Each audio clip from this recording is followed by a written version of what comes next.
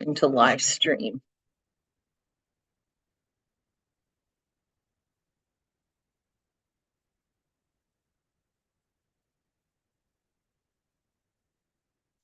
Now, she said somewhere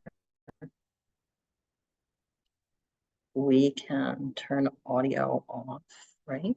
Is it in settings? Should go to cyber settings now. We don't want to be doing this right now for the next 20 minutes. Well, we could do it, but we just gotta watch what we say.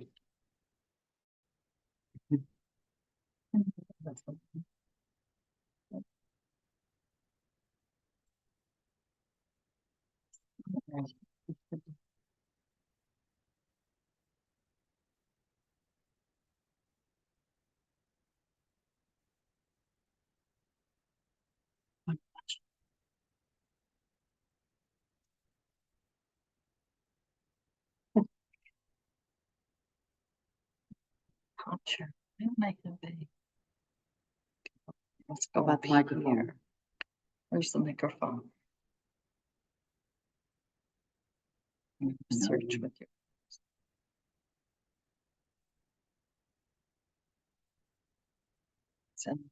Well, the picture isn't live. I don't like that. It didn't show. Because it's off the out. Oh.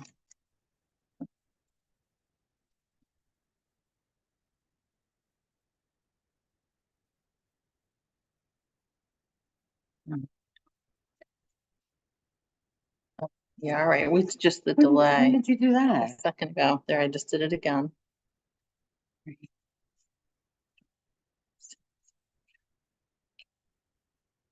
There's always a delay. It seems long, but there we go. Settings. Why can't I find cyber? Don't get too tricky.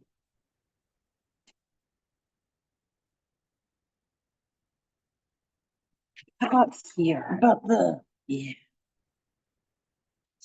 that's mute us. Mute. She did video too. Oh, more about the video. If they can't hear us. Put it in full screen. She does that. There we go.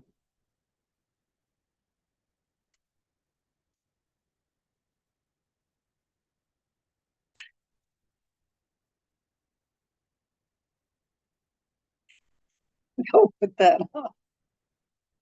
What is that? Did you just pause it? Now we're paused. Okay. So we can leave it paused. Yeah, there's paused. Okay, so it's only paused and turning the volume on and we're good. Right. All right, I'm going home.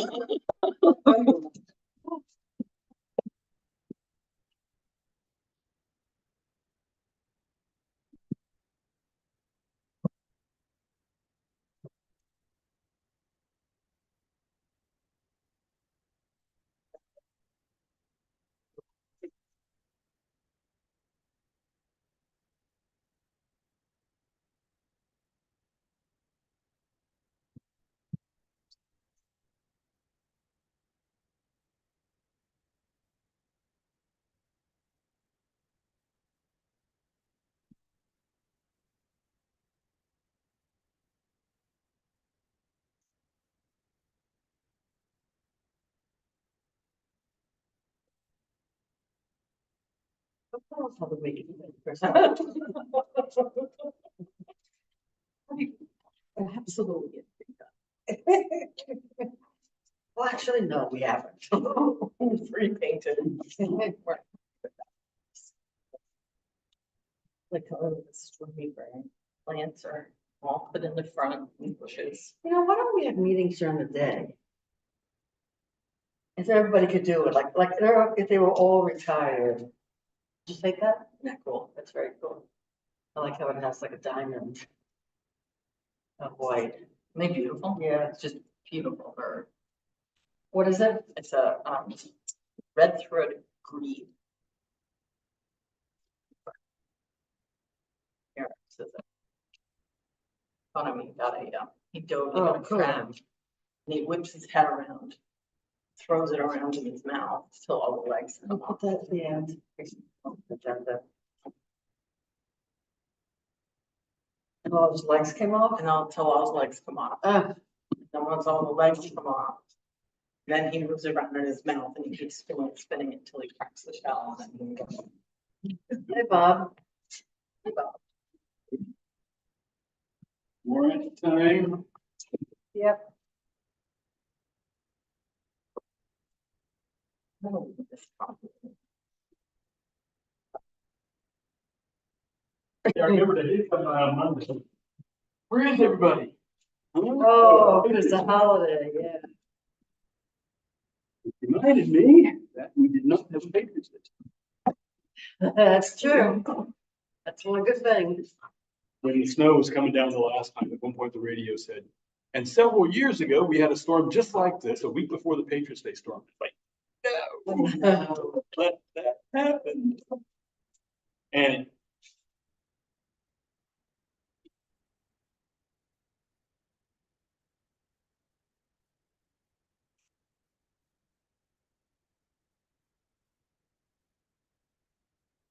Bob, when we approve the special amusement and victualers, we have to make sure that the motion includes contingent upon fire department,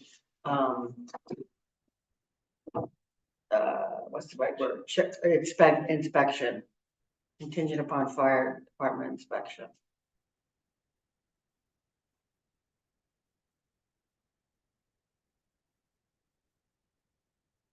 got it. Yeah, I was looking at this thinking. Quite sure how these things work. No, Mark and David's done it before, and you guys, you've done it before. As long as the public doesn't get rowdy about any particular application. Yeah, no, nobody will have anything to say. I doubt it. Well, now you just jinxed it. No. Personally, be delighted if the snow belt opens up. That's right. Marsh was back, so the hotel must be getting closed.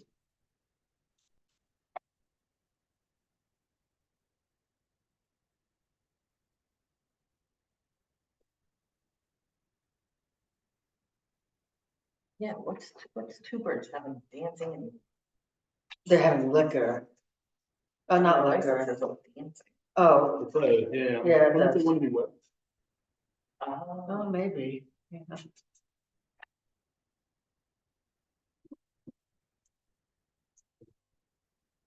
At the planning board hearing for their original opening of what they've got going now. Crazy, unfriendly, nasty neighbor to neighbor stuff. Oh, really? Oh, God. So it's gonna ruin the neighborhood. There will be hundreds of cars parking in the street. None of that happened. That's when they wanted to make a wedding, when they wanted to have a wedding facility, right? They didn't apply for that then. They were simply saying, in the interest of full disclosure, we might apply for this in the future. But a lot of the folks down around the corner there just got up in arms about it, ruining our way of life.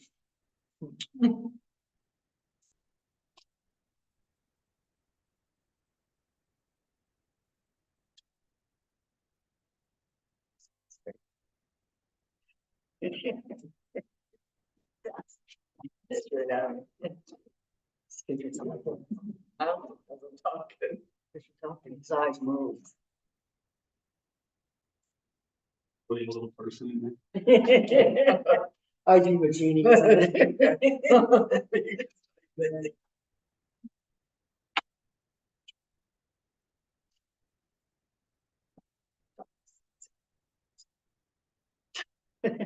Instead of chasing squirrels up the tree, running away, or two of my dogs eat other scoops. Oh, do they really? It's just so Oh, bad. girl. It's so bad. And a lot of dogs do it. It's I not know. like weird, but I'm My like, dog used to eat the cat food. so disgusting. Oh, Yeah, just like. can't you give them something? Isn't there like something you could put into their food that makes the poop unappealing? I think there is. Really? Yeah, like you can Oh, put God. drops Love it. into the dog's food. It makes it, not as savory. Just, what do you call that? I don't know what to call that. Help my dog stop eating poop. Stool eating. These are stool eating deterrents, or like little cubes. I'm gonna give treats for this shit. Training and environmental management methods. That's what the AKC says.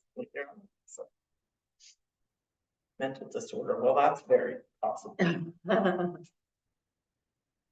Adding apple cider vinegar to your dog's food can also help discourage them from eating food.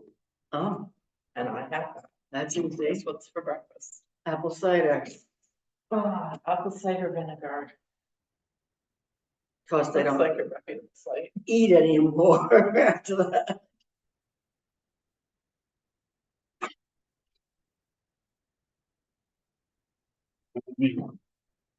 Where we lived in New Hampshire. Walk out the door and there were several hundred acres of forest, very few houses. Cross country skiing out the back door. Went out one day all by myself. This real steep section. I kind of slip sliding down the hill. Something creeped me out and I looked around and there was an owl that seemed like he was like 3 feet from me. And they just stare at you. They don't move, their eyes don't blink. Yeah. It was just.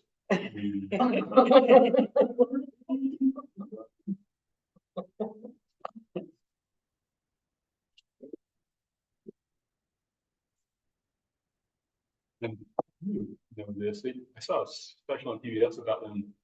When they are flying, their wings are designed so they make zero noise. Yeah. So they can sneak out. Yeah, it's crazy. It's crazy. There was, Nancy told me that she has seen in the snow owl, the prince, Yeah. which we didn't see any this winter. Mm. But, yeah, I thought that was really cool too. I know there's a bar in Great Horn locally. Oh, really? I know Great Horn. Yep. I know the sound of the bard. We hear them fairly frequently. Yeah, behind, Murphy Lewis's there. There's one, at least one back there. Mm. But you've also seen a horn. No, I've heard the Great Horn. Heard the Great Horn, heard the bar. I haven't seen either one. I think I had one fly across the road Yeah. when I was driving. But it was one of those, it was dusk and it was like, what just happened? We're all going in the same direction. David. Hi, David. Morning. Morning. Good morning. Morning. Warrant for your arrest. Oh, no. Now, morning. That's not enough more. Oh, yes. See.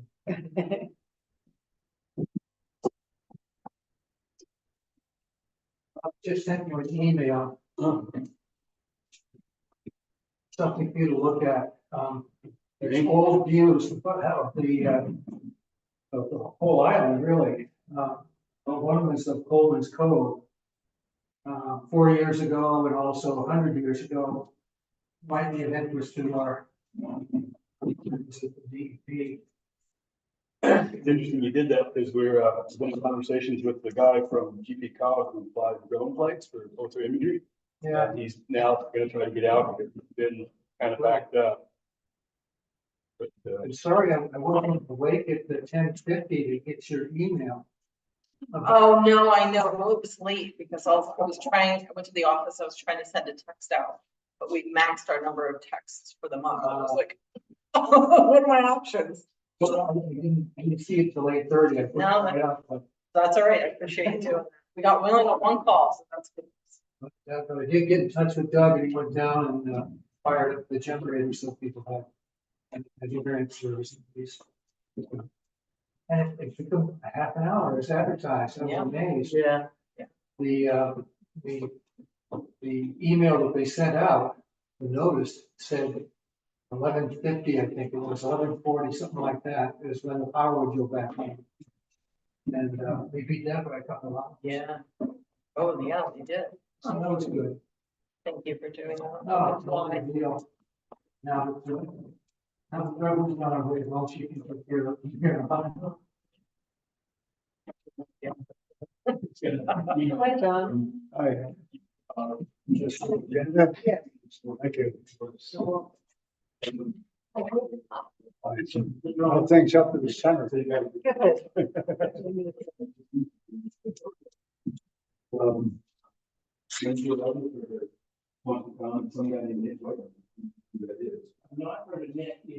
forget what it was. Don't ask me. I'll think of it. is it about basketball? It was something that Jane asked me to ask. I saw the new Maine girl got drafted. The new Maine basketball girl from New Maine. No, this was very different, had to do with, I hope it's my motor next week. I put some 3 floats in this morning, one get skip in. oh, it had to do with, Still 8%. you know, at the Hopefully tomorrow morning- recycling or dump area, they make all these chips. Yeah. Yeah. And we went up there one day and there happened to be somebody there with a front end loader. And loaded a truck with them, and that was great. So the question is, can there be somebody there that we know is gonna be there to do that from the town? We have to ask that. We have to ask the town administrator, I guess. I'll ask Vika. She gets back from vacation. Okay. She comes back tomorrow. All right. I'll Try to remember. I'll try to remember too. Well, see, you're still there, we're still there.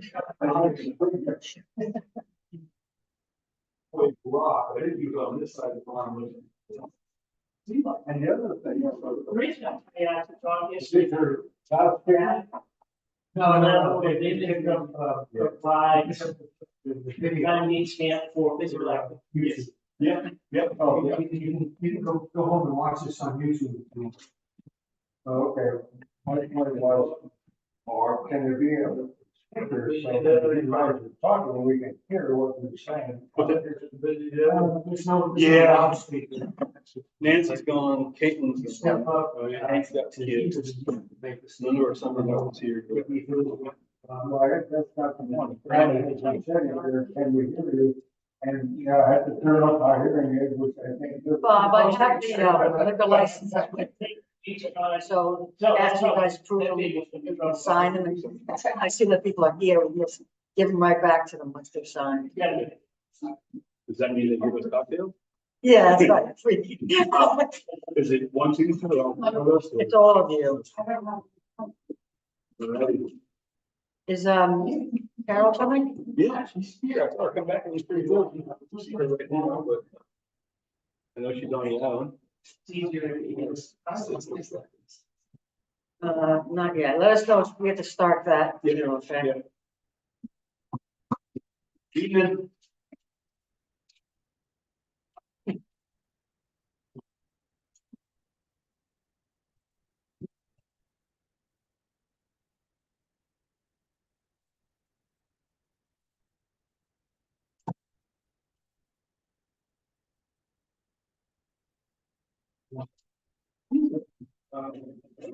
Last, I started off voting.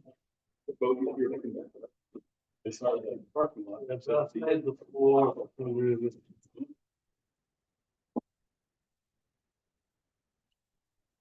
I bet.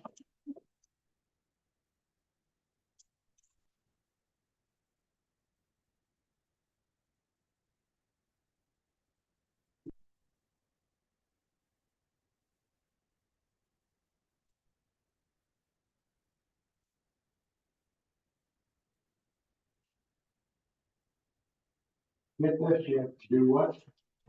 On YouTube, you're on YouTube, if you get,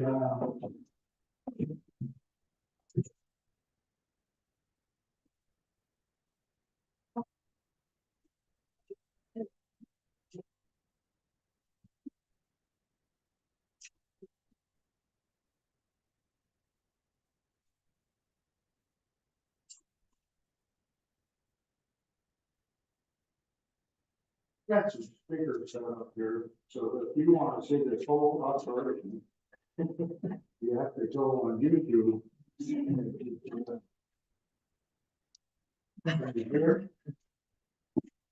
Hello. Yeah. Yeah. Hello.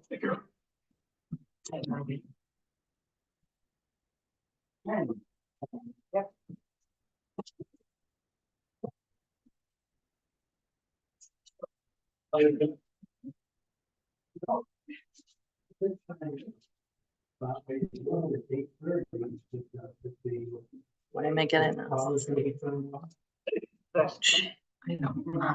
I've got an advertisement.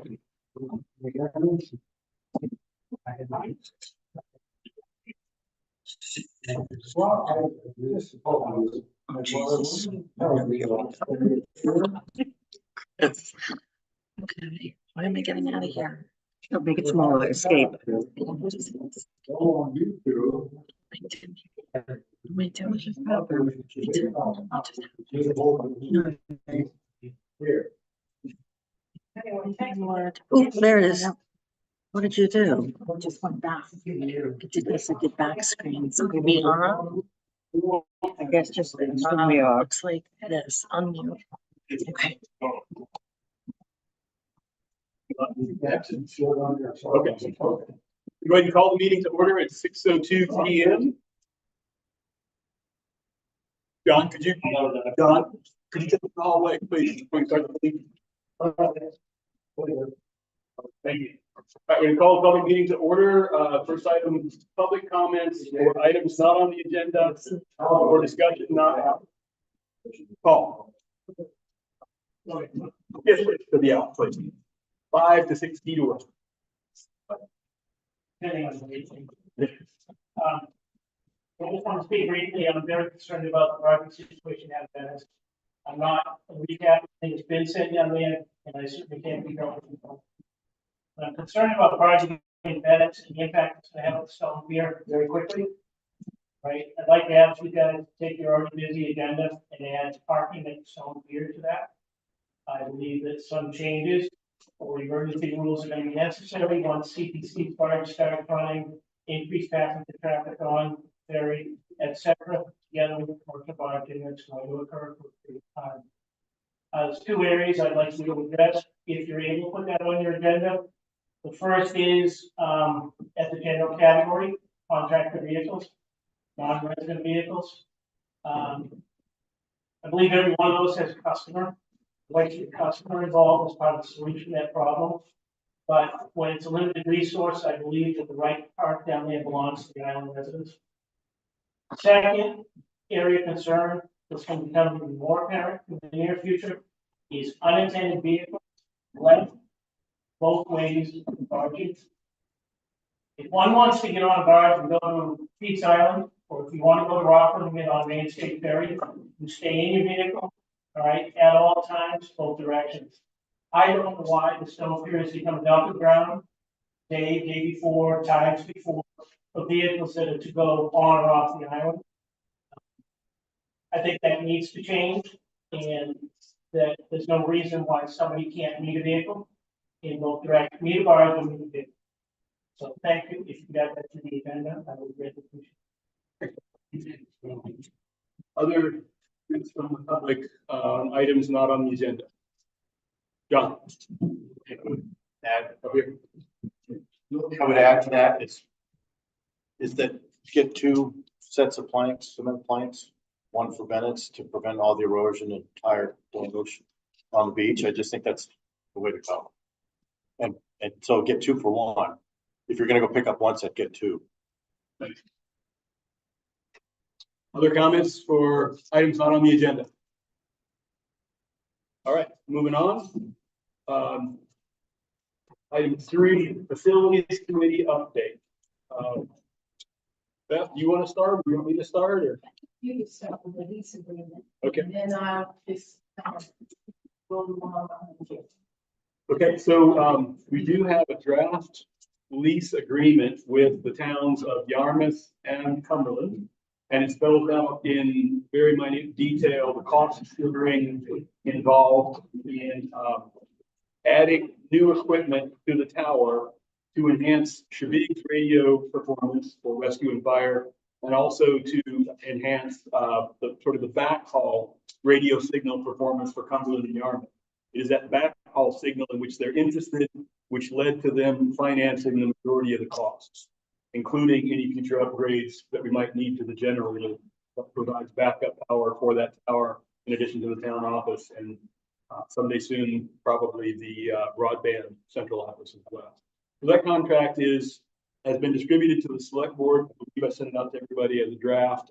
We're waiting for the 4 exhibits to be filled out by Cumberland and Yarmouth. Once those exhibits are filled out, then we would have a vote on it. And I believe the select board is empowered to approve such a lease. Is that correct?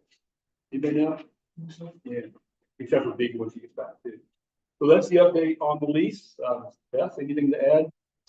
No, except that I thank you for all the work that you did with all the other, the Cumberland and Yarmouth people. And this is a great win for us as far as they want this bad and they agreed to pay a lot of the different costs. So I think we're very fortunate. Yeah, that's been a lot of people. It started long before I got involved. It's involved Vita and Ralph, in addition to Beth and her leadership of that committee. So that's going really well. Any other details you want to share tonight, or? You should. Yes, I'm sorry.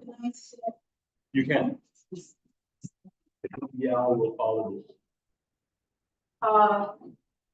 A quick update for you folks is that in our second or the public planning board meeting, which is next week, we were given a green light by the pre-app planning committee, helping us to place in proper order what actually is the reasoning behind the site. And so we're very optimistic that this will move forward.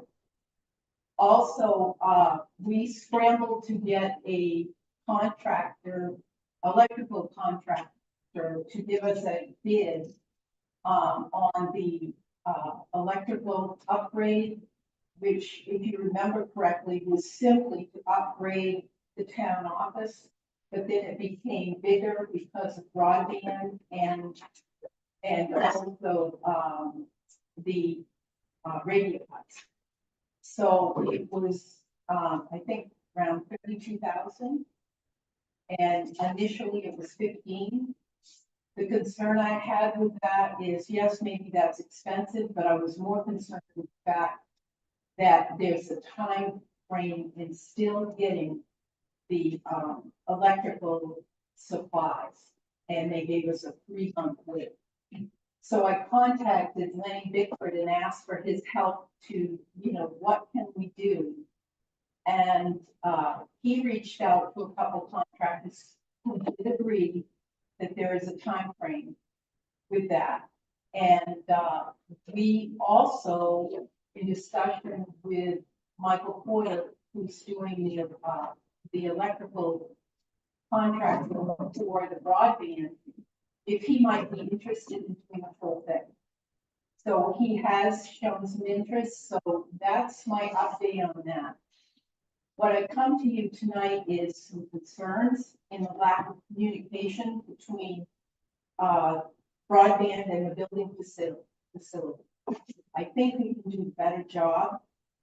I'll give you a brief example. There was a gathering of people that took place at the site up to the municipal building to look at the site, and Paul's here tonight.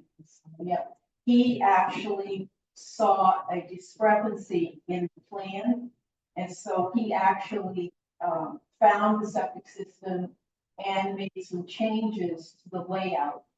So there was a 10-foot discrepancy, which immediately Michael changed the plan for the base for broadband, moving it because of that 10-foot problem.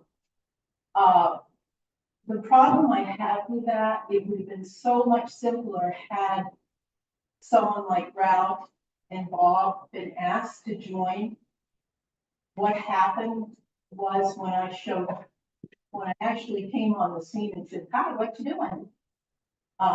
They explained to me, and I get the real clear idea that they don't know what is involved with the Radio Shack or the, generator.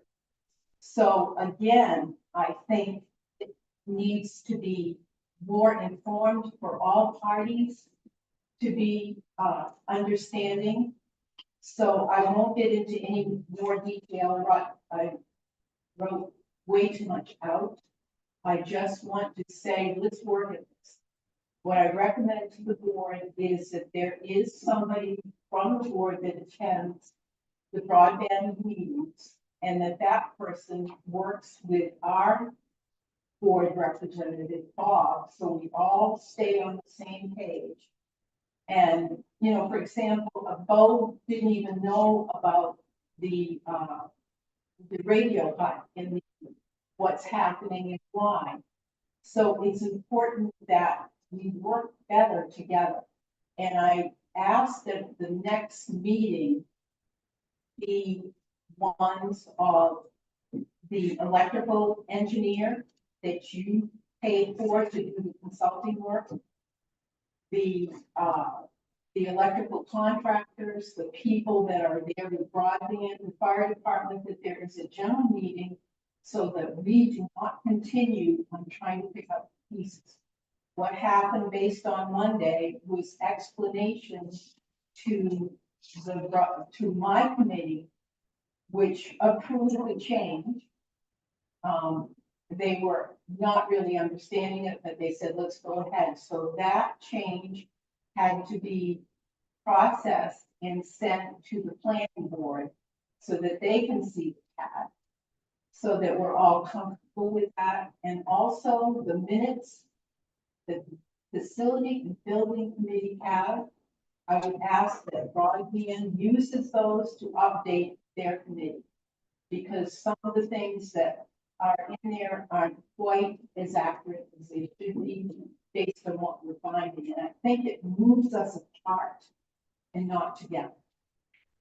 Do you have any questions? David? I'm a representative from the board to the project, but to the whole operation. And I was uninformed of this meeting. So, keeping up that loop. So in the future, if you want to know. So the committee should also keep you right on top of things. We got a message from our chairman yesterday or the day before that pointed out those differences and where the movements happening. And then we had to go back and get all our people on board because we are the ones that are responsible for the engineer that wrote out the plans. Again, I want to work together, but I'm just telling you, and I think David and I can do a better job at that. But we had to find Bob to have a key. The town office was not open.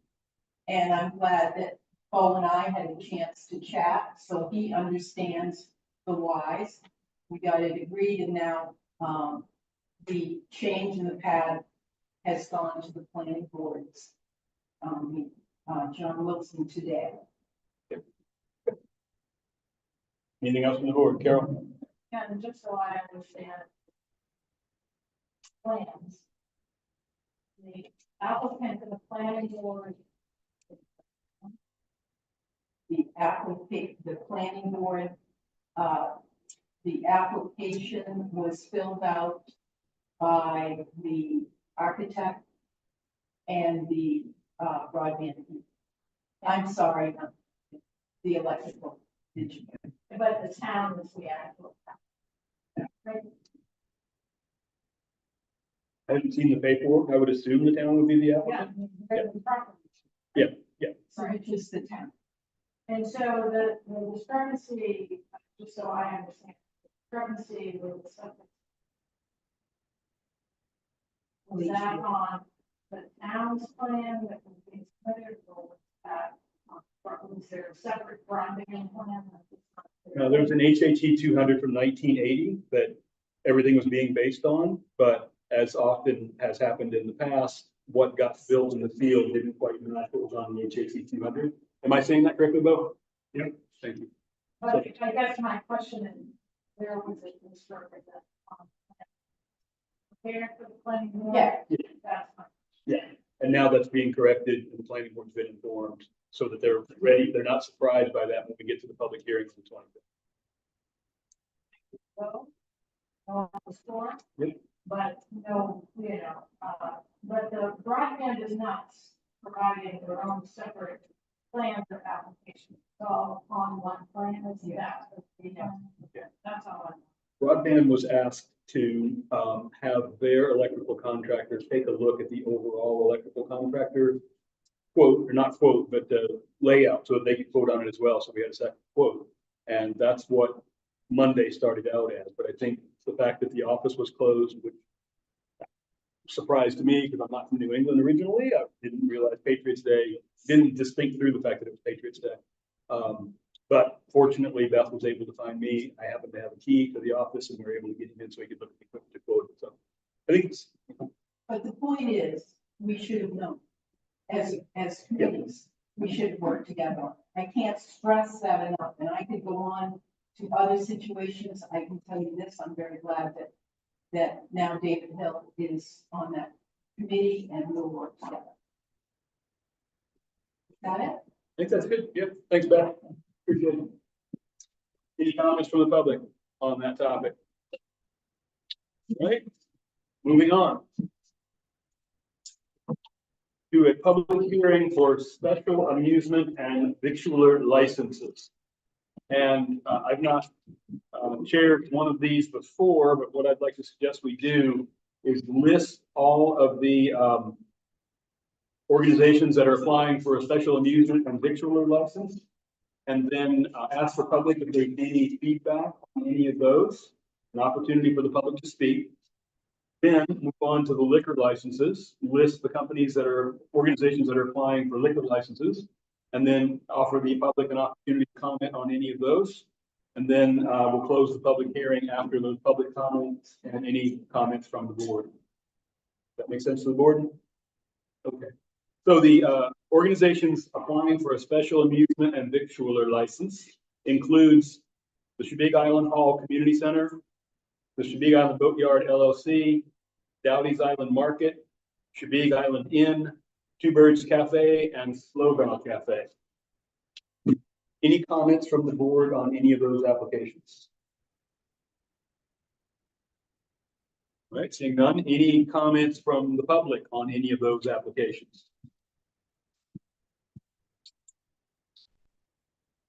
Going once, going twice. All right. We'll move on to the public hearing for liquor licenses. There are two applications. One is for the Slowbell Cafe and one is for the Two Birds Cafe. Any comments from the board? John? Well, I guess so you had said the victualler's license, but there is also a special.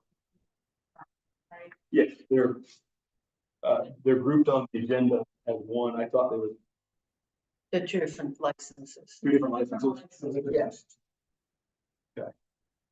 Well, and so Amusements and victualers is always comes in the same format, payment. Say it again, Jen. You guys know. Okay.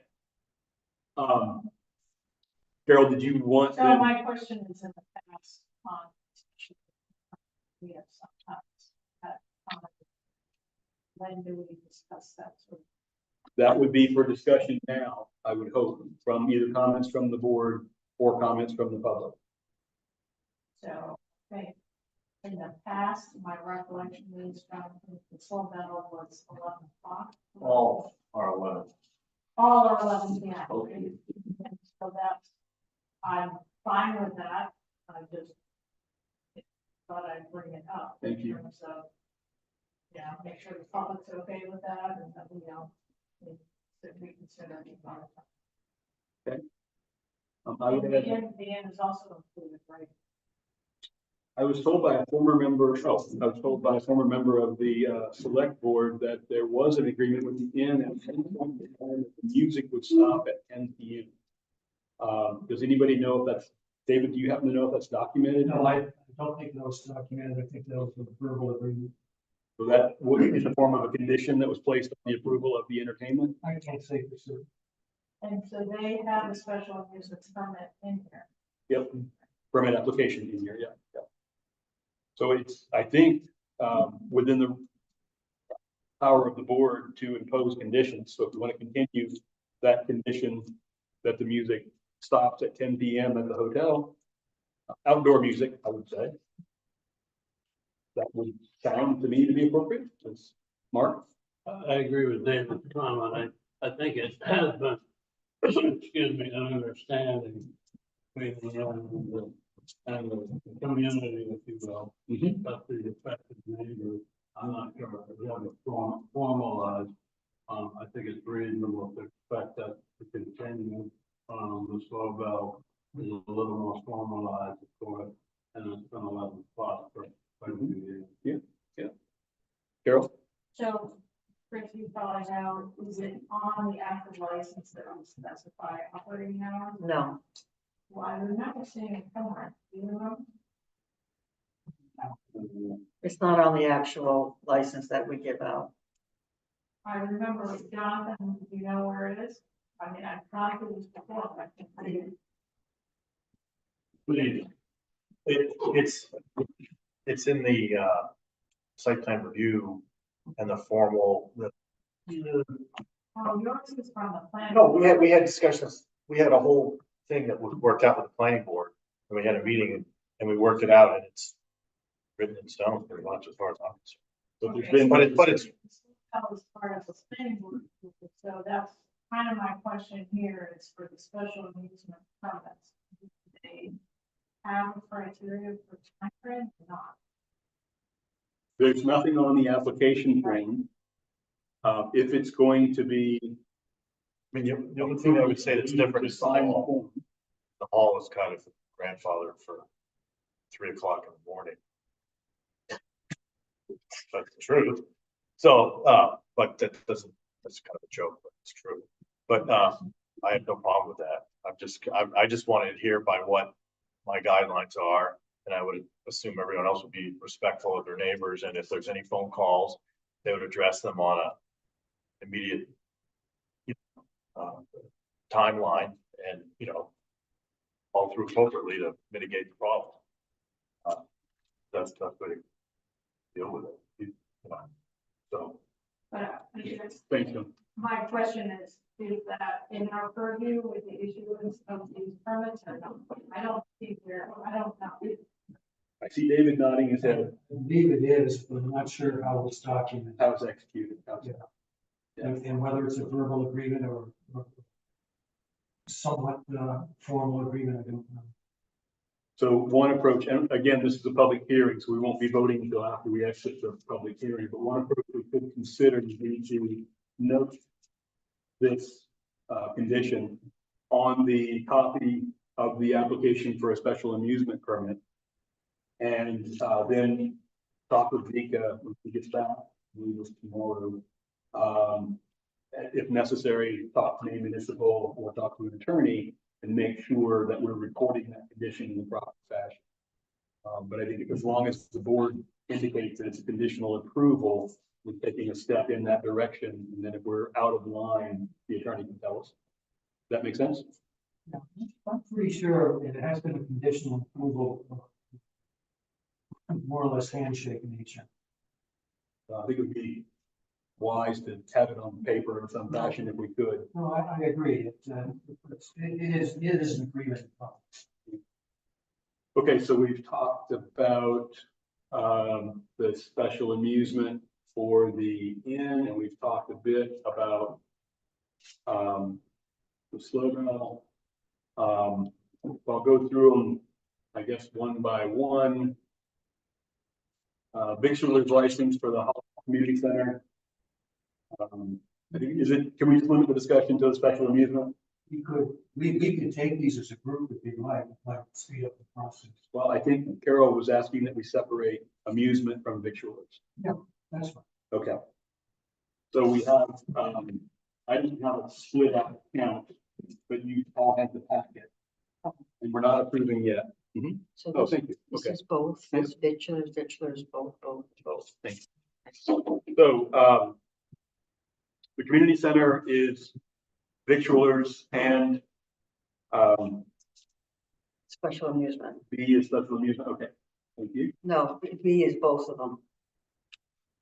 These both, gotcha. Okay. Yeah. The boatyard is victualers, Dowdy's Island Market is victualers, the inn is both, Two Birds Cafe is both, and the Slow Bell Cafe is both. I think what we've discussed is adding a comment on the form once we get to voting and then later signing the form, adding a comment regarding 10 p.m. cessation of music at the inn. Are there other conditions that the board would like to discuss or entertain? The Slow Bell is under a planning board. I'll get them done. Carol.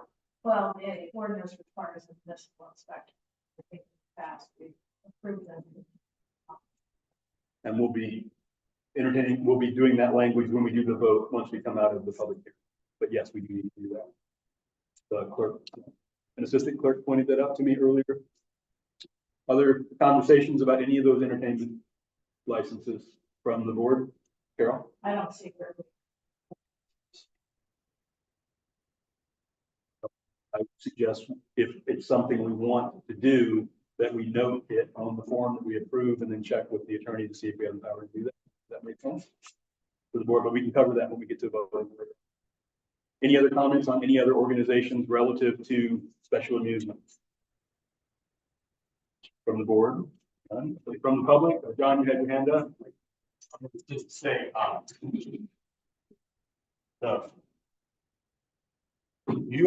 you should have the executive power to set what you want. If the planning board can review and have a workshop to come up with hours or whatever, but it's under your authority that it become written down. I put on my application, pretty sure I put my times and everything else in there. And we already went through all the fire inspections and Ralph local inspection. It's already been done. So just so I'm trying to get it all done right. Any other comments from the public? Jay. Please.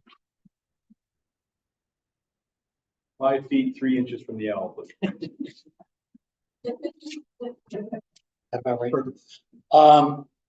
In terms of the Shemig Island Inn, they've gotten better over the last couple of years. The 10 o'clock works quite well. So if they're going to stick with that, it's really quite reasonable. The only other issue is when they have the DJ as opposed to a live band, if they could turn the bass down somewhat, because it doesn't take much bass to really sort of start the pictures moving on the walls. But 10 o'clock's fine. That's the real. Thank you.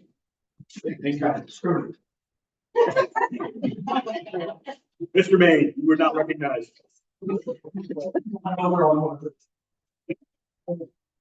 Other comments from the public besides her? All right, so we'll move from special amusement to victualers, separate the two out. Any comments from the board on any of these applications for victualers only, which would include about everybody's applying for a victual in this group. Any comments from the board? Any comments from the public on these 6 victualler licenses that I listed off earlier? All right, seeing none, we'll move to the next part of the hearing. Liquor license, there are 2 applications, Slow Bell Cafe and Two Birds Cafe. Any comments from the board? Mark? The inn is not applying. They have not put in paperwork. Okay, we just haven't put it in. Yet. Carol? Just a question. I don't see it. That's correct. You guys need to sign the paperwork and then it goes back to the state. Other questions from the board? David? Just curious, for the slow development, or at least for the 2 units, now, is it both on and off premise? In other words, is it just liquid go, or is it liquid to serve on? On premise. Exactly. On premise. On premise, thank you. Yes. Jonathan, please. Other questions from the board? Mark? One of the reasons that I asked if the again had applied for liquor license yet was, there had been some incidents in the past that have been reported back to us from big transportation company and the sheriff's department. I think sheriff's department has been working with there's probably new management this year, There is. and probably a conversation would be valuable to consider with our town administrator and the sheriff's department about the past concerns. With the new administration of the hotel, I think that's a great idea. That's a great idea. Krista, could you carry that back to Lavika? Yeah. Thank you. Tell her I'm happy to join her if you like. Other comments from the board on the liquor license? Yes. Comments from the public on liquor licenses for Slow Mill or Two Birds Cafes? John?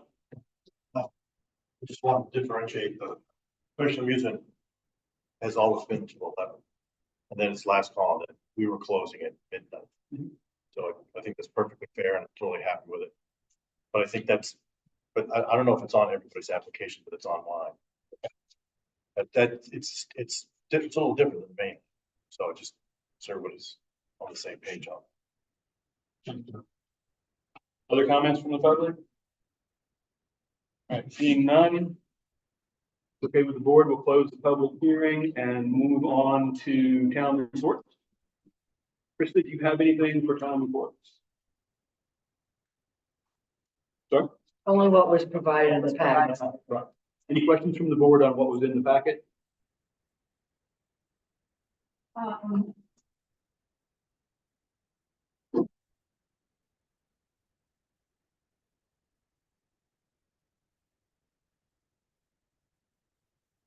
can get the topics real quick for the benefit of the public while the board's looking through the packet again and refresh their memories. Vika wrote a town administrator's report before she left on vacation. There's a small update on the January 2024 storm. The highlight of that update is that there will be a FEMA workshop here this Saturday from 9 a.m. until 3 p.m. This is not FEMA coming out to work on municipal issues, roads and things like that. This is FEMA coming out to help homeowners fill out applications for any damage that might have accrued to homeowners or business owners from the January 10, January 13 storms. Again, they'll be here from 9 till 3 on Saturday. The next item she had on here is about budget and town meeting. She talks a little bit about the schedule for the budget. Suffice to say that May 1st is our date of approving our next meeting is May 1st. That'll be when we approve the warrant, including the budget, for then legal review and submission and all that. Legal update. Vika says that she's got a detailed list of information that needs to be collected and provided to the attorney that's working with us on the McKee and Drew Gallagher situation. We've had that list for a while, but it was held in abeyance until we got through the arbitration that turned out to be unsuccessful. And since she wrote this, actually, I can also add that one legal action against the town has been dropped. I think it's open to report that one of the appeals was from Drew Gallagher and it has been dropped. One of the actions against the town was from Drew Gallagher and it has been dropped. Road closure, the weight restrictions were lifted on April 10, early year this year, lack of frost through the winter. Public Works is working hard to get the floats in the water. There were some issues today. Herb, would you be willing to report on the resolution of the question that came up today about putting the floats back in? able to do that? Again, or Mark can, we were both there. Oh, I'm sorry, Mark, you were there. Mark, can you give us a brief update? Do you know where we are on getting flow back in? I wasn't privy, do you have that? Man, Go for it, please, yes. This is putting floats in now. We were talking about it. We were talking more about a gangway. We're gonna talk about it more. Okay. Carol? Yeah, so I think that's what the last thing. That. That's fine. Sorry, Okay, No so, info about I don't know anything about it. And I asked you. Supposed to go in before Chuck. We're gonna try to put him in before Chuck. right, but then Chuck asked me for help today. I was on the mainland. I texted you, asked if you could go meet with him. That just getting. Oh, it's not, okay. Thank you for that. So for the benefit of the public, I think everybody on the board and staff knows this, but our lead person on Public Works has to go in for shoulder surgery. And I don't think that's scheduled yet, but they are trying to get the floats in the water before he goes out to surgery. If not, we may have to talk about other ways to get floats in the water. Dredging, an update on dredging. We're still waiting to hear on a couple of details. Mika's recommendation is that we keep what we have in capital and budgeting as is until we complete issues like eelgrass mediation and things like that. And then brief update on some damage that was detected on the landing going down to the floats at the end of Stone Pier. That custom float will hopefully get out here in the month of April to repair some broken boards under that landing at the top of the gangway going down to the floats. The punt floats, not the TT floats. Questions from the board on Mika's report? Carol? Yeah, so I guess I'm confused. I know there was today where people went down to look at problems. That's cool. Gangway. And That is different from this. I think it is different, yes. And so, So I think Mark was the person who found this, and if Mark, if you can speak to it, I wasn't here today, so I didn't get a chance to look at it. no, I would like to understand Go for it. what. So I was at the meeting when, custom floats came, they sent two nice young individuals down to look at some images of the stone walk that I think were identified by the engineering group. Yep. If I'm, accurate. But some of the stuff has been broken for a while, and specifically the wooden platform on the end of the stone wall that's been there for a long time that you get out onto the float where all the funds tie up. At the end of the stonework where the, okay, so the platform up high? Yeah. Yeah, okay, yep, That wooden platform is held up by piling. yes. And then they. There's some scissors braces and some of those are, Cross members. yeah. Two or three of them were detached, A yeah. lot of folks have either let go or rusted off or whatever. Yep. So they need to be rebolted at some point. And, Public Works did not do that or could not do that. And so I guess Custom Floats to do that. And then the platform when you get on to the CPC boat, the ramp head, Okay, the wooden ramp head. It looks like that's been moving for a while. There's a big timber that holds top of it, and there's two pilings that brace back to the granite.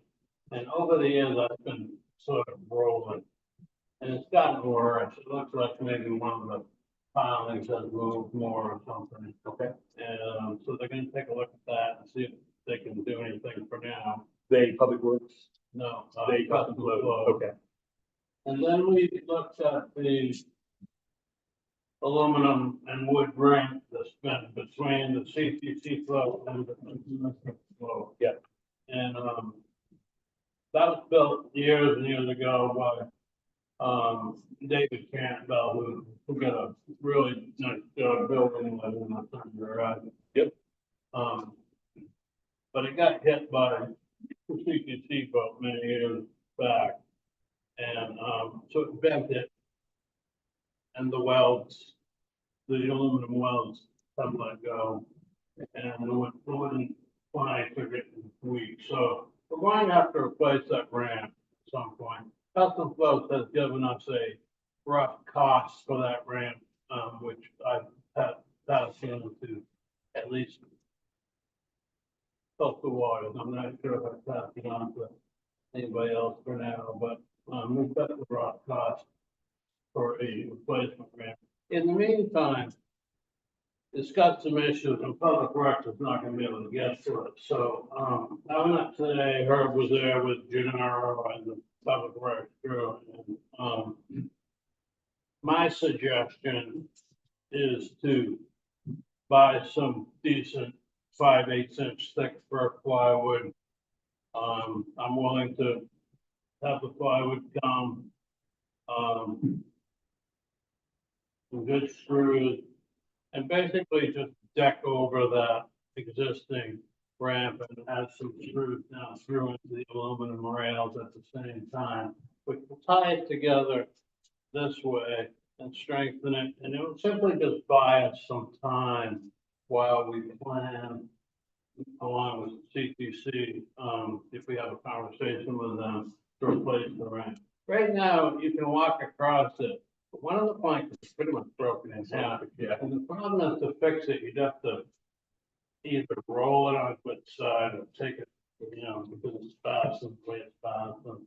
And it's not impossible, but I don't think we should put a lot of money into it. I think what I'm proposing, and I'm willing to take this on with permission from the select board.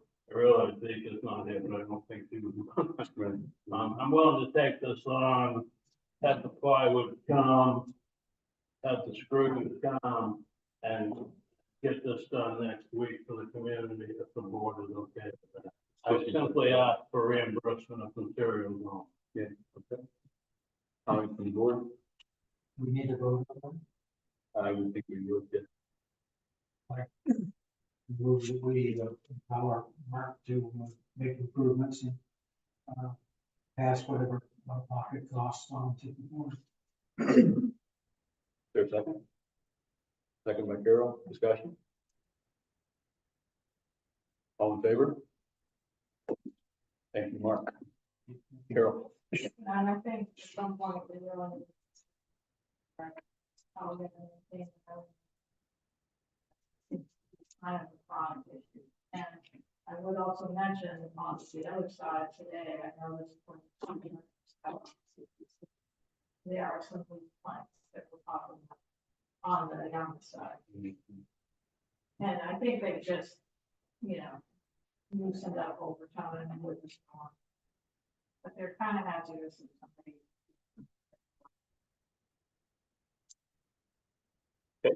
Well, yes, sir. If I may, please, I would agree with Carol. I think moving forward, we probably should come up with a recommendation for an improvement of how the services and maintenance get delivered back to the taxpayers and citizens in this area. Specifically related to marine infrastructure. Yeah. Okay. From the public, yeah. Can I just simply, I'm curious, what is our budget number for things like this? Do we have a line item that we spend every year on these needs for the? We have a capital account currently in Matthias at 33K called floats and gangways. Some of that has been committed, I believe, to an annual replacement of floats, and I don't have the budget in front of me, but I believe we added money to that this year for next year's budget. Mark? But we also have money presently in the public works for marine supply and repair. And maybe even a little bit in the harbor master budget, I can't remember, which probably answers what Beth is asking. Thank you. And then the third piece would be, there's a line in the public works budget for contracted services. So, Bo? Piggybacking on that, I do apologize, I missed the public comment. Where do we stand with Venice? Is there any update on not on the agenda. There are no updates. We expect to hear back from the head of the DEP as early as the end of this week. And we confirmed before he left with the head of the DEP that there is no permit required for, I think it's described as temporary infrastructure. We don't know the legal detail of temporary infrastructure. And there's been some investigation as to what different options might be out there by talking with crane companies and excavators and marine contractors. That's where we are right now. Other questions from the public on the county administrative report? Other questions from the board on the TA report? Yeah, Mark, thanks for taking that on. Okay, so moving on from town reports to regular business. To take any action from the public hearing for special amusement and victualers license. Mark? I'd like to make a motion to approve the special amusement and victuals license pending final inspection for the Shabig Island Hall Community Center, Shabig Island Boatyard LLC, Dowdy's Island Market, Shabig Island Inn, Super Cafe, and Snowbell Cafe. Okay, is there a second? Second by David. Discussion? All in favor? Okay, thank you. Item 24, comments from the public on that? Okay. Item 24-039, to consider the liquor license application for the Slowbell Cafe. Board, David? I move to approve the liquor license for the Snowbell Cafe and Two Birds Cafe. Good second. Second by Carol. Discussion? All in favor? I do want to go back to Mark's motion. We had talked about a condition for the hotel special amusement of music stops at 10 p.m. to write that on the approval that we submit and then ask Vika to follow up with either Maine Municipal or a lawyer to make sure that that's okay. Mark, would you have any amendment? I'm fine with that, Bob. That's in the, with the special amusement and victualers. Yes, specifically related to the hotel. I'm fine with adding that to my motion if the second is okay. Second was David. David's okay with it. Carol, you okay with it? Yep. I don't think we have to. Thank you. Okay. Thank you. We'll find out for sure. And then item 24-04, we voted on 24-039, did we? Yeah. 24-040 to consider the liquor license application for Two Birds Cafe. We have to vote together. They've gotten split out on the agenda. So I make a motion we approve the liquor license application. Two Birds Cafe. okay, is there a second? This is my mark. Discussion? All in favor? Thank you. Okay, that took a lot less time. Comments from the public on either of the two liquor licenses? You just approved. Yep. Well, we had a public hearing, except for each agenda item. Yes. They're more restricted. Yeah. We'll do that when we get to the end of the meeting. Okay, other business. Board? Mark? This may not affect the other business, but I'm suggesting now that the Yarmouth town manager has formally been named, I think his name is Scott. Yes. Now that Yarmouth has named its new town manager for replacement on Tupper, that we follow up with Yarmouth about the present condition of Pleasant Island Wharf. I think that wharf needs some attention after that last set of storms. And we should at least come to a conclusion of direction for short term. That's not a great idea. Carol? And relevant to the report that we received was needed prior to the. So maybe we should. It's not on the radar, but we think we should. inspection or think that necessarily.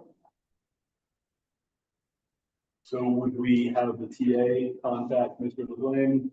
I think she, our town administrator, I believe, has already sent an email to Yarna, according to her comment at the last meeting. I'm just suggesting to continue that follow-up so that we can have at least a site visit over there with Yarna, whoever coastal water, you know, hopefully get a marine contractor there. Show them the inspection, show them the actual, and then come up with a plan for at least the short term address. So ideally at low tide, so we could see that cribbing as well. Is this, does the joint standing committee deal with issues relative to the pier or just the parking? Historically, the joint standing committee really deals with the wharf agreement and the operations between the town of Yarmouth and the how it's going over there with the wharf agreement. As far as the structure itself, I've never been to a meeting where we talked about the actual structure. Maybe we haven't had to. I would encourage, you know, coastal waters to be informed if that meeting gets set up. I would encourage harbor masters from each town. And, you know, we just have to keep this going because that's where we land. That's where the rescues happen. That's where people go to school, people go to work, people reverse commute. And we have to at least maintain that existing facility. Planning for the future is a different subject. If you look at that wharf after that last storm, it's definitely a pump between the lead and that rib. Something. Okay, so if you could ask Vika to bring to the next meeting a report on her conversation and follow up with the new town manager at Yarmouth regarding the condition of that pier, even after the inspection report from the inspection that happened before the January 10, 13 storms, and the condition of the surface of the pier, including at the parking lot end of the pier and the decking on the pier. And suggest that we have a meeting with representatives from Yarmouth, representatives from Yarmouth's engineering department, representatives from Shabig, and ideally representatives from a qualified marine contractor. Does that cover it? David? Have we officially congratulated, is the town officially congratulated the new town manager? Yeah, I sent an email and said, I'm sure I speak for the board and town administration. I copied you guys on that. That was just a couple of days ago. Yeah, I'd met him in a meeting. I saw your note, I was just thinking it should be, get after the. Yeah, I'm trying to word it that way. We can do something more notable than an email if you like. If the board wishes, we could do that. No, I think the email submission. He went out of his way to introduce himself when we were at an affordable housing meeting, meeting together. Seems like a really positive guy. And there were two other county council members there as well who also wanted to reach out. So speak well. Okay. Other business, I should say. Carol. Yeah, I don't know. I was wondering, regardless of that scope, I think it's of urgency to kind of come up with a plan. I'm wondering if would it benefit some folks in this room, you know, be part of a meeting or workshop or something. Sitting here and know that it affects people, and my understanding is tomorrow that it's for grant. And so, I don't know what the right solution is. It might be using these concrete planks that are being brought over from stone here until. I don't know, but I guess I feel like we need to get off all of this. I did where I spoke with Rob about something else, and he did clarify that as long as it's 6 months or less. Temporarily, and I guess the question is for, asking for, public. If we put in some kind of temporary grant, would that improve things? So before we open that up to the public, I think we've got plenty of time here. If it's okay with the board, I'll share what information we've gathered so far and what we're waiting to hear in more detail. Is that okay? Yep. So one of the people we reached out to was Greg Dugas from Dugas Construction. And specifically about what kind of equipment they've used for their big excavators when they're in shorefront situations, boggy situations.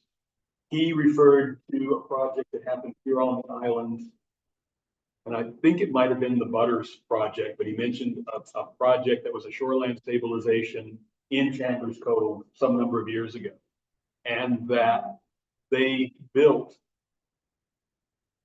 can't remember if he said the town built these.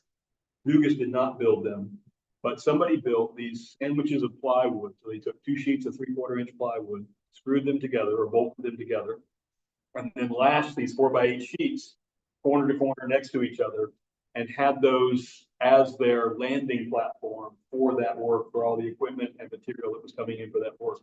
And he said it worked quite well. I'd have to look back at my notes to see who built those. He went on to say that when they're doing work on roads on the mainland in particular, I think on the mainland exclusively, they use these heavy steel plates, hot rolled steel plates that are up to a 1/2 inch or 3/4 inch thick that 18-wheelers can drive across. And they can be ordered, fabricated, they're in stock around the state of Maine and different suppliers in different sizes. They would have the advantage of not floating when the tide came in over them, but they would have some disadvantages as well. They would be more difficult perhaps to link together. And then he suggested, if we wanted him to, for him to reach out to a large crane and erector company, CPM Constructors on the mainland. And the guy that he talks to at that company, who I think was the general manager, emailed back and said he would get us some ideas about what they use when they've got these big cranes in those kind of soil conditions or substrate conditions to come up with some ideas. He said he'd actually do some sketches and send them over to us, hopefully by this Thursday. So, and including ideas on how to link them together and ideas on how they could be deployed so as to maximize the protection of the dune, minimize the danger to vehicles and people as vehicles are unloaded. I would suggest we continue gathering that information and make it a big discussion agenda item and any necessary action at our May 1st meeting. Carol. Yeah, and I guess I'm wondering, if we wait, that was really just a question, because that's a couple of weeks. Yeah. And I kind of feel like if we could get some information, I think we should try to move forward on this. Well, I think the other topic to think about, it's actually 6 months and 30 days for a temporary structure, and then it has to be removed until the expiration of the year of day 1 of that 6 months and 30 days. So if you put something in on May 1st, then in 6 months and 30 days, you have to pull it out. And you have to leave it out for, what would that be, another 9 months, another 3 months and 1 day, or whatever that adds up to. So a question that arises is, what's the best time of year to play that card?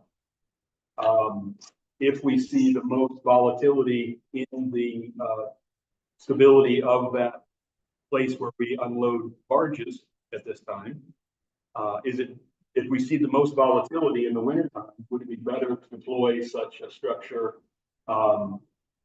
October 1 through April 30th, or whatever those numbers are?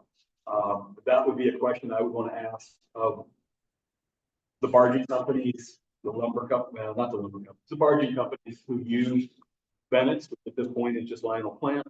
Also ask that question of the state and see what their thoughts are on that.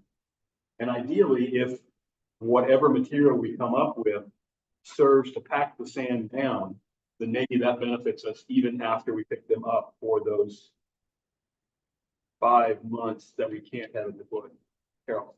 Yeah, and I'm fine with all the thinking, but I don't think that waiting for the next select board meeting, I have a discussion, thinking that if a group of people would work on this problem with interest.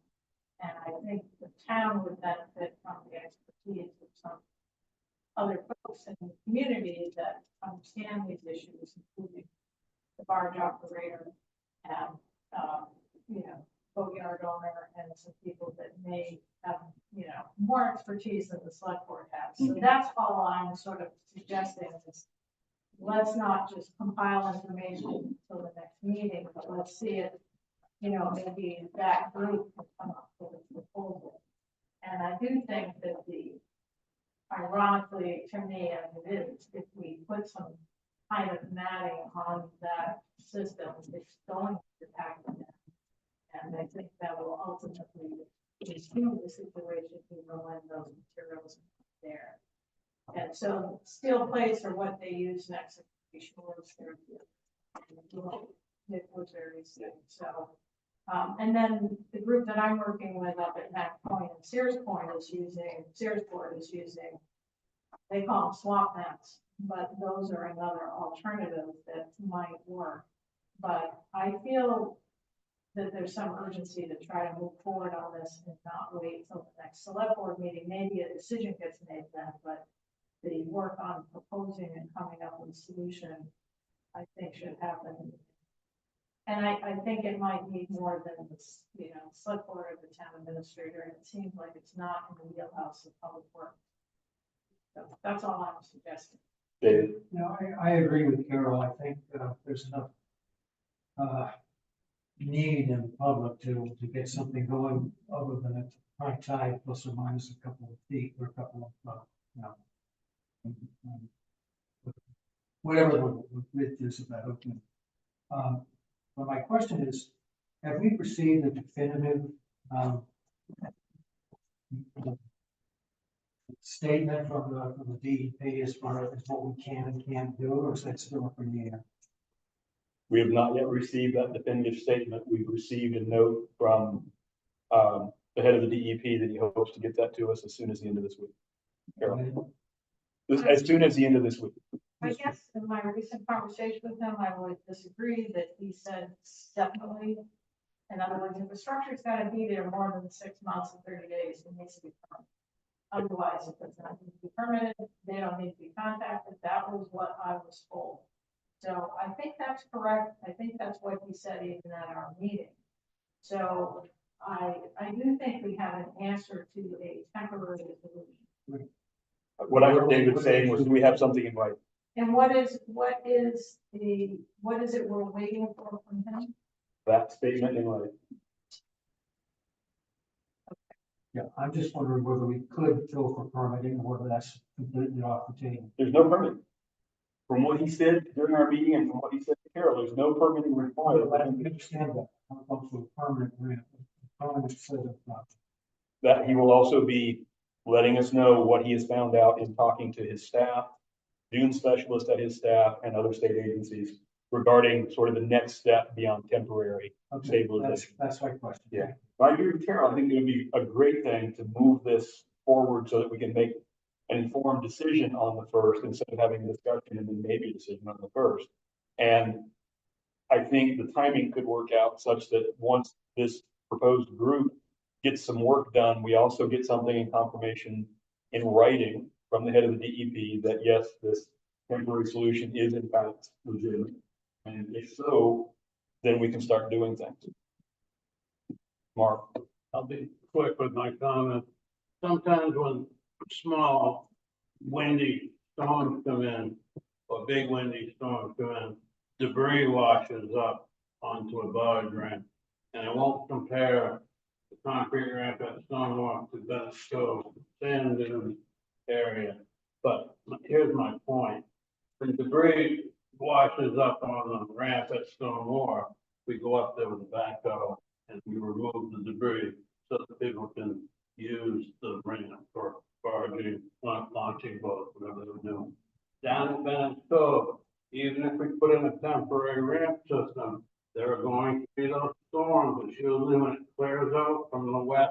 screeches right in there. Pushes in a bunch of logs and rolls of seaweed and sand and those are nothing but a nuisance. And here's my point. I think we have to make it clear that there are going to be times that we need to go down and just shut some stuff side to side and clear that area. Mr. Wood is also supposed to be answering the question, what can we do, what can we not do to clear such debris? Yeah. And I asked him to think about it in terms of sort of woody trees and man-made junk versus seaweed as two different topics, but both are important. In particular, if we're talking about something slippery like a swamp mat, as Carol mentioned, or a steel plate, that seaweed will dig into the sand, and if it's not too tall of a ball, you can theoretically drive over it. Once that seaweed's on something as slippery as steel, it's going to be like butter. I've had some issues down there in the past with Brother Wayne got me out of the mess more than once. Yeah. Does anybody on the board want to volunteer to spearhead such an effort, or is there a suggestion as to who would spearhead such an effort? I'm willing to do whatever needs to be done. I'm not at all expert in this area. I think it's an urgent need.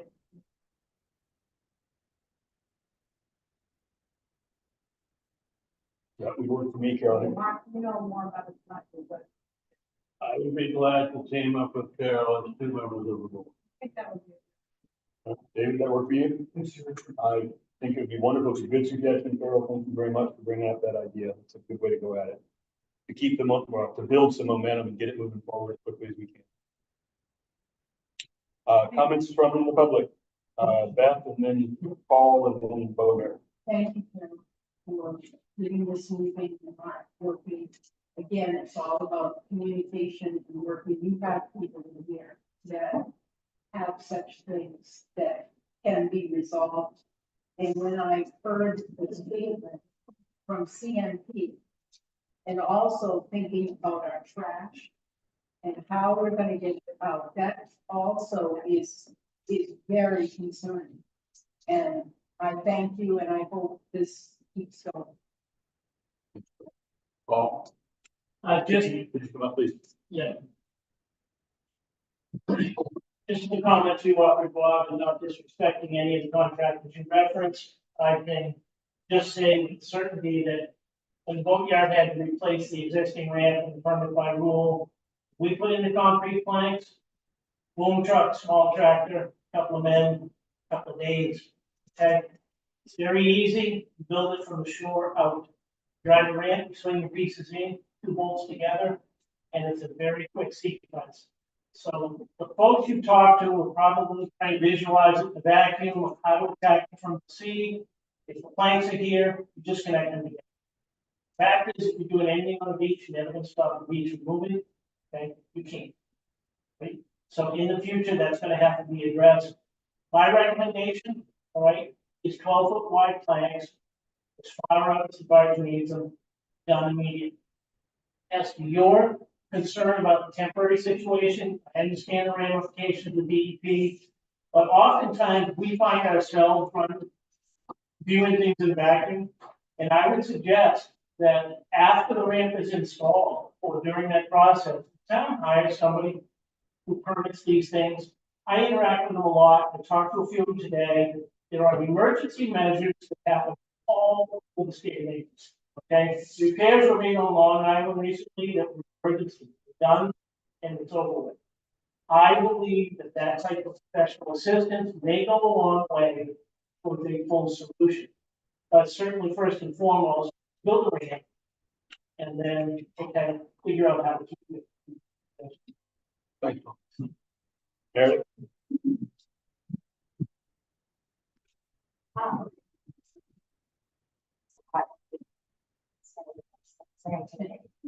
If I remember correctly, what we're waiting on, is to find out whether we need a permit to even have the barge, come in and land there. That's one of the questions that is my. That is one of the questions that we hope will be answered. And if they answer that, that we need a permit, all barging has to cease immediately until that permit is issued. According to the representative that was here. That's not quite the way I read it, but we're waiting to hear. What I remember him saying was, he would get back to us on continued operations, but he thought it was very unlikely that we could get further, that we could get permanent, that we could get an approval for a permanent installation of any additional infrastructure. Yes, I remember that way too, but my understanding when I left that meeting, I thought he was saying, if we did need to apply for a permit, that we would have to cease until we got the permit. And the reason that I'm bringing that up is because what Carol was saying about waiting, if that is a condition on something that would possibly, I thought he said it would be weeks, it could be, now you're saying it's next week.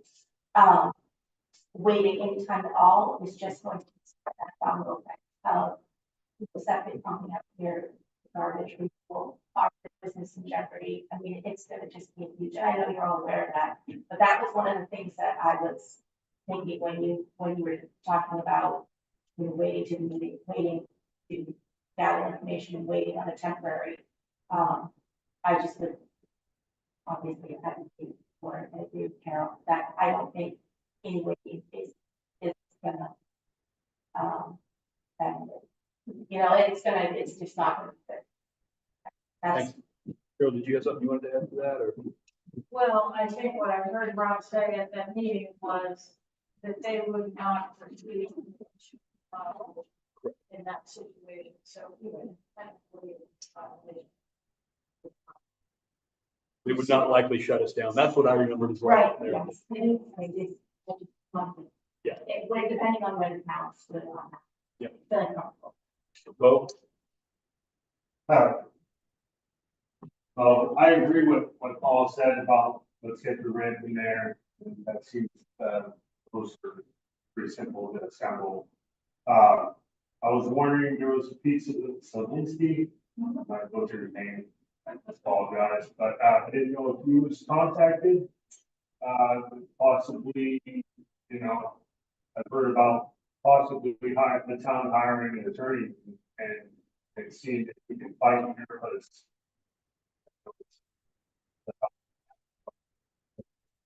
fight what they're saying that is saying. So hiring professional, what Paul said, to see it is still. Thanks, Bo. Thank you. yeah, and I just want to remind people the difference in this case is that it was, as that two citizens who have filed a complaint with the department of use that site. That's a parking facility, so that's a little bit different in this case, and we have to be responsible. So I have talked with these because we're in the issue. You know, I think, my suggestion is that we proceed with something temporary and, you know, try to work this problem out. The need of the community is, you know, significant, and if we have to get our local players involved, you know, do something special. But I think, I will say in reference to Paul's comment about people doing all kinds of things right now, yeah, there are, and I don't want to be one of those people, because we'll be next on the list with the residents. I think in fairness to them, they brought, you know, realistic complaints, and we need to kind of work together as a team, the entire community, including the residents in the area, to try to solve this problem. So it's, I absolutely understand the urgency of solving this problem, but I have to remember. And so I think whatever we do, if we do something soon, it needs to be at least potentially could be removed. And then in terms of the timing, that's the thing I don't know, you know, I don't have a sense of that. I would ask if there's anybody else in this room that would volunteer to work with Mark and myself on trying to come up with a strategy for solving the problem. But if you're willing to do that. So Don, Bo, Meredith, Paul, Eliza. Were the hands us up? Yes, Paul? I was a yes, and I just had one quick comment per minute. My recollection from the meeting was that, he was very clear on the fact that the activity had occurred at the location prior to the implementation of National Resource Protection, NERPA. That there was no question, okay, of continuance. If the activity occurred prior to NERPA, that could continue to happen. The physical structure, the improvement, the enhancements, fixing access for what Mother Nature did is very different. I remember him saying that as well. I would really love to have that from him. In the but yes, I agree. All right, other comments on that topic before we go on to other business? Carol. Okay, now I have a flip. Flip side, also little problems, so. There is, I think people may be aware that there's a short-term armoring application number 3 that have been submitted to the Navy for the area, coastal area resource, and that coastal area resource. Carol, can you talk a little louder so people on YouTube can hear you? Yep, Thanks. and so that application has been, we had a meeting the day that we met about Venice Cove. We also went over to that site with Pete Selinsky and the ADP staff to look at that particular site. And I have a lot of concerns about the that project as proposed and what kind of negative impacts it might have on the beach at Sandy Point and the people on the system there in general. I've heard from a number of neighbors who have concerns. And so, and I talked with Ron Wood briefly when he was here, just about what the status was, because the application was submitted in the fall. They only recently received comments from the agencies on the application. So, given the situation and the level of concern I have, and frankly, the lack of specificity in the DEP regulations for these types of projects, I would like to have the board consider whether or not we could propose a moratorium on that type of a project only in the coastal area resource system, because these are unique and very dynamic systems. The other one that's mapped on the island is, of course, Indian Point. We've already kind of gone through this process with Indian Point in terms of considering an armoring project that we, kind of all abandoned eventually. So it's not something I do lightly. I talked to Maine Municipal today, but it is an action that the town meeting as a whole would take. It would be a proposed short-term moratorium on any construction until we have a chance to kind of consider the application. And it's not a prohibition of a project, it's really to give the town some time to develop some guidelines. And to put it in context, the state of Massachusetts, it's very difficult to get a permit for one of these types of projects in Massachusetts. And it has to be a real criticality situation. And state of Washington has prohibited them outright and is requiring some individuals to remove them. And the reason is that they tend to increase erosion on the edges. They tend to rob the sand supply of the beach system. And so Maine is a little late to the game in terms of trying to update our regulations. And so given that, it's been recommended to me by the state agencies that we should maybe consider sort of a local review of these projects. And so it's a whole new kind of question. And so I would like to propose that. I'd like to hear what the board thinks about that. And, a moratorium ordinance is pretty simple to put together. I know we haven't done one, but a number of towns have. And I think it's warranted in this case, otherwise I would. Okay, so since this is other business, it's not something, I would assume it's not something we would vote on tonight. I think I think we would vote on the moratorium ordinance if it was proposed, you know, whether we approve it or not. But I just would like to even know whether I should explore it first. David, Well, I think it's certainly worth considering, but I think we're kind of up against the time crunch here with town meetings so close. So, do you think there's time to get some kind of draft in front of us so we can decide whether or not to put it on the ballot? I do. we would make that decision at the May 1st meeting, which is just in time to get it on the warrant. Yeah. Okay, I was just gonna say like 2 weeks, basically. And I believe we could then have the public workshop, public hearing process after it's on the warrant.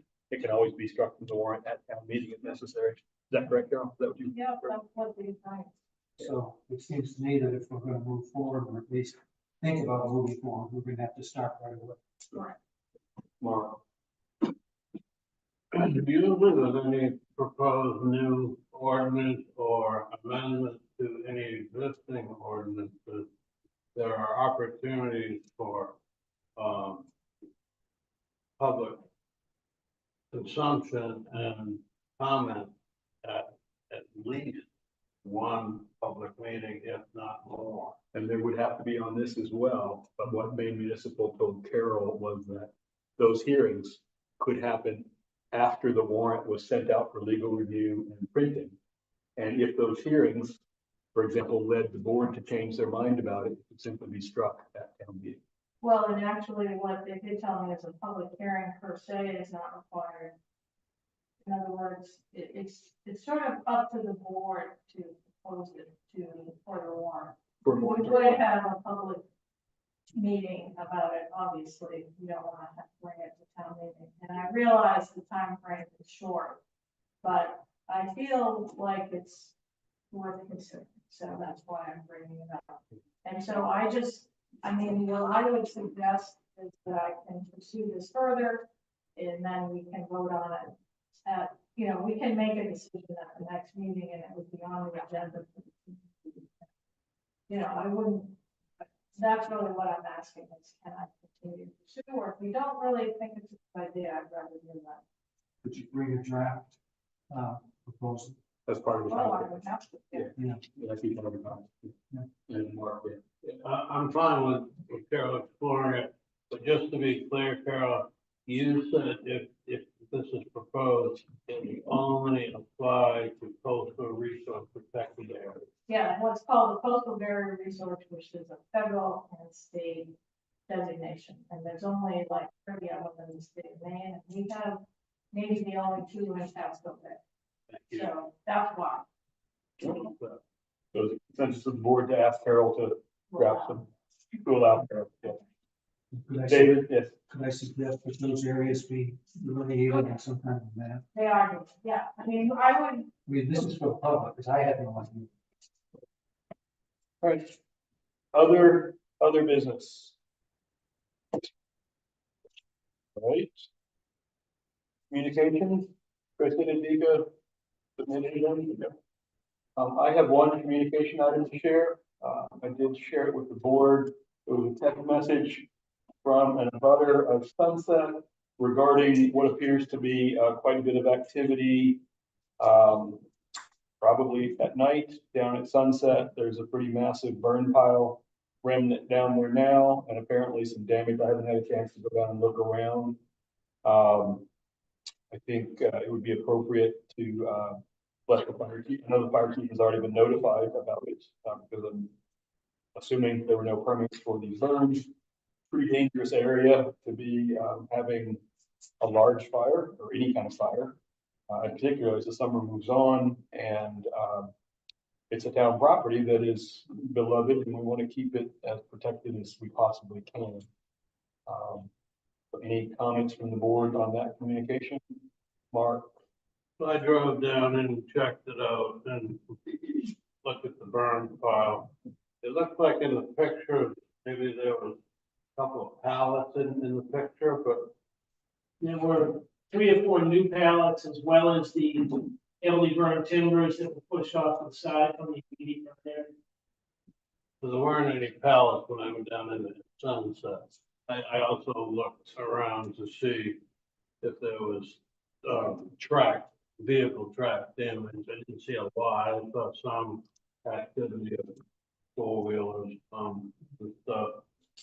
So, you know, do we have, obviously the burning permit is the fire chief's territory and the state's territory for permitting.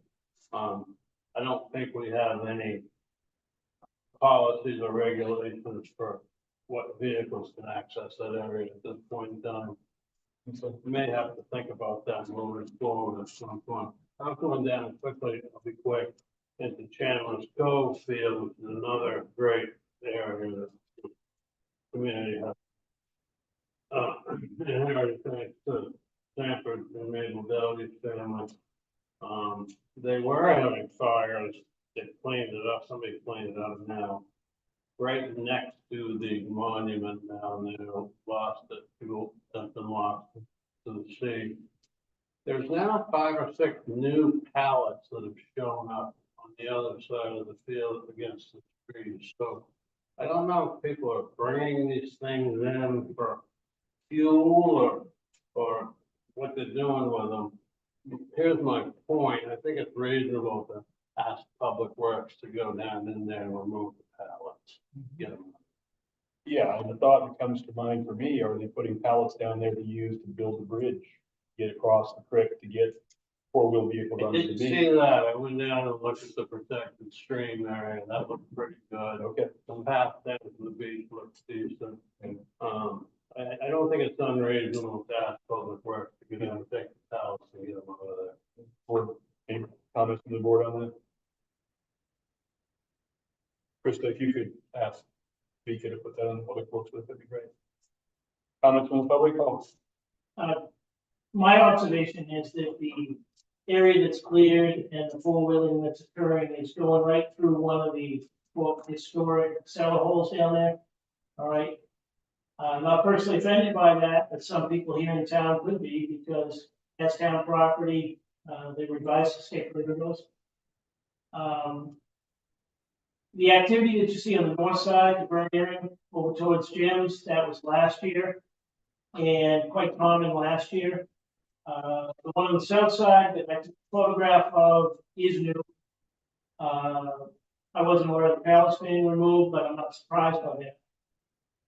The one thing that I would ask of the town, if there's any action by anybody down there, is to clearly delineate where the town property starts.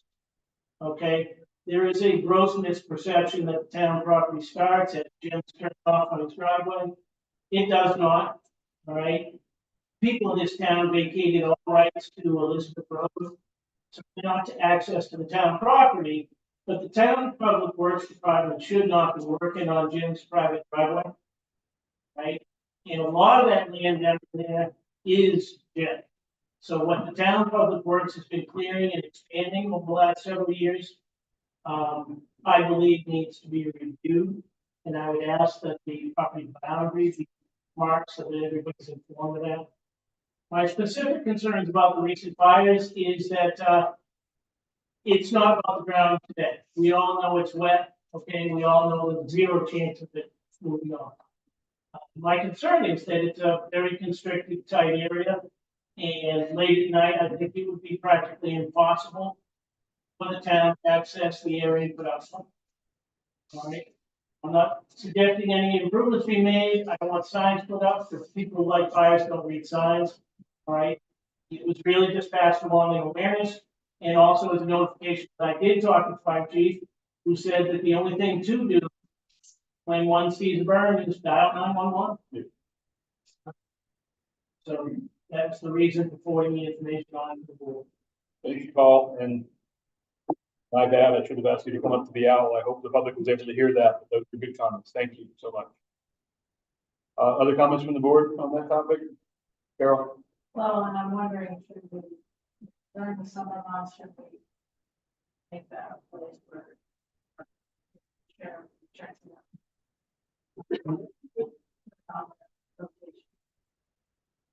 Krista, you have that down for your speaker list. Great, thank you. And also the concept of marking loosely, I wouldn't recommend that we consider a survey, but I think we could look at the tax maps and loosely identify where the town property begins and put some signage up that says town property starts here, something like that. and then ask Public Works not to work on that road outside of that boundary be appropriate. Does that sound right to the board? Okay. Other communications? Comments from the public on communications? All right. To approve the minutes from April 3rd. Moved by Mark, second by David. Discussion. All in favor? Unanimous. Items to be placed on a future agenda. I've got parking at Stone Pier, some specific topics regarding contractors, no vehicles left for bargaining, things like that. I will add an agenda item already on our list of future agenda items in the form of a public workshop regarding parking at Stone Pier. Josh had brought that up.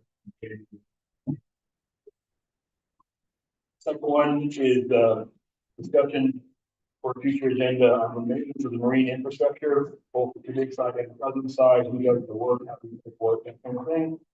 Third item I've got written down is discussion and any necessary action on Spanish and temporary solutions. And the last item I've got is a moratorium. This will be at the May 1 meeting to discuss a moratorium on CBRS, riprap, that kind of thing. Yeah, well, it would sort of be part of the. In other words, it would just be part of, not sure if we have this for the agenda item. Okay. And I guess, the other thing I wanted to get to the board is the climate action team was reviewing the pitchments are components of for the grade. Yes, have a memo, which I will provide to the packet and then questions. All right. I'm not sure we'll be able to get all of those items on the next agenda. May 1st is going to be, we'll be starting with an executive session. Not urgent. Right. And I guess I just want to understand though, when you were talking about a parking workshop, are you talking about that as being part of the meeting? No, Right. it's a set workshop. When we had a conversation several meetings ago about a list of workshops and we scheduled a few, I missed that one that had been on the list. I just missed it. But Josh had suggested back in January that we hold a public workshop regarding parking at the Stone Pier in particular, and we just haven't done that yet. But we're getting close to the end of budget season. We're talking about topics like that. Now, like to bring back the solid waste. Yep. We cannot schedule that. Then I think it's one thing we had talked about, and I talked to Lisa. But this isn't really on the agenda. I think we were considering sending out a mailing for there is a public hearing on the zoning changes. Finance committee. So sort of their presentation on work. So we were, I'm just letting the board know. This is those are fairly, and then it sounds like there might be a presentation, so I contemplate putting those 2 days on. One thing. Have we scheduled that budget public workshop discussion? Elizabeth said 22nd is the date we're at. Yeah. So I'll confirm that, and it wouldn't be much information, just these meetings are coming up. Yep. All right. Other agenda items? None. Entertained a motion to adjourn. Motion by David, second by Mark, all in favor. Thank you very much. Everybody, look it out. We're all good public comments. Yes. That needs to be signed in blue. Those licenses need to be signed in blue ink.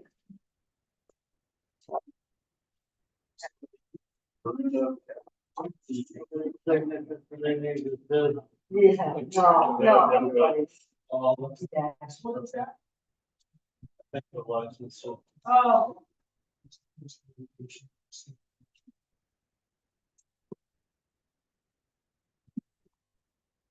On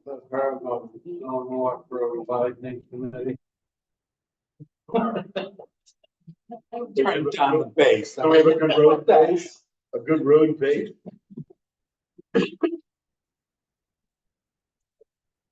Nobody else. I can, That's your